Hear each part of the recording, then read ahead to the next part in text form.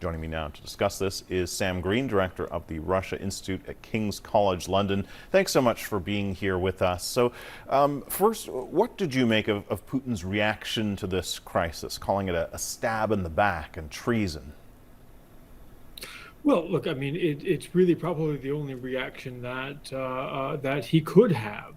Even though Prigozhin seemingly went out of his way to say that he was not attacking Putin himself, that this was a challenge to the defense minister Shoigu and to the chief of general staff Gerasimov.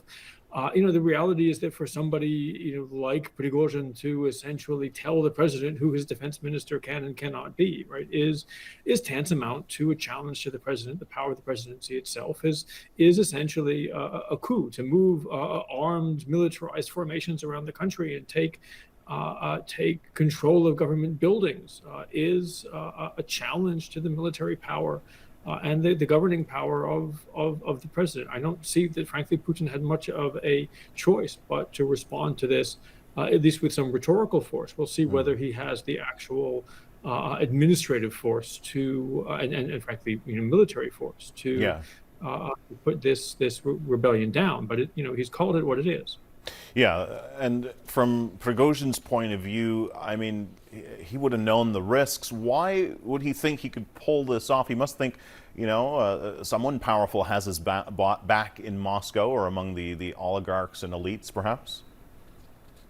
I really struggle to understand exactly what Prigozhin thought he was going to achieve. Maybe, as you say, he thought he had allies. That doesn't seem to have come to the fore yet, although it is still, early days and hours. Maybe there's things yet to play out. I mean, the reality is that, a lot of people in the Russian system, Prigozhin, Putin himself, right, have made military decisions on the basis of poor analysis and have gotten themselves into situations that they struggle to manage and get out of, right? So I think we have to leave room for people simply to make mistakes.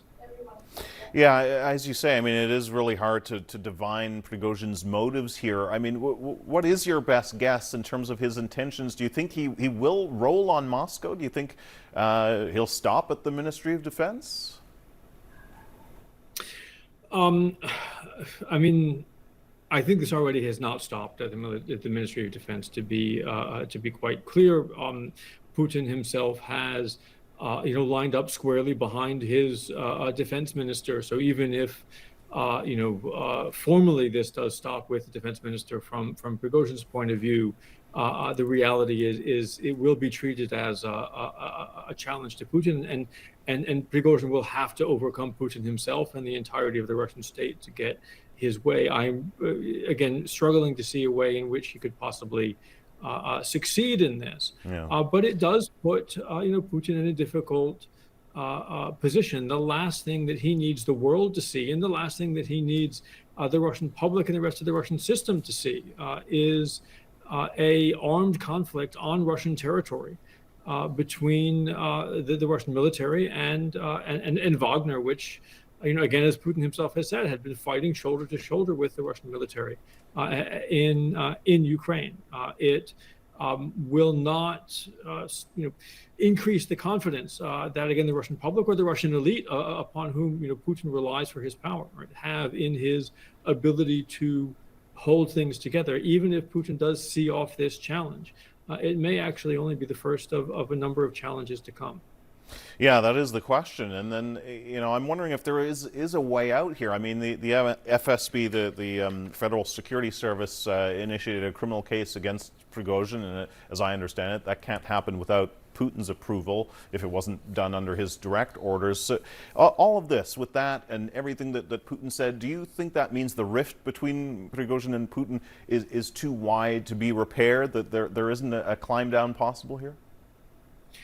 Look, I've learned to retain the capacity for surprise over the last year and a half, but I think the reality seems to be that there is no way back for these two men in this situation. Putin has gone on television, accused Prigozhin of treason, which in Putin's view, as we've seen over the last 23 years, is the highest crime of which you can be accused. He has stopped referring to Prigozhin by name, which is an honor that he reserves for some of his greatest opponents, including Alexei Navalny, you do get the sense that, at least in a political sense, Prigozhin is very much dead to Putin.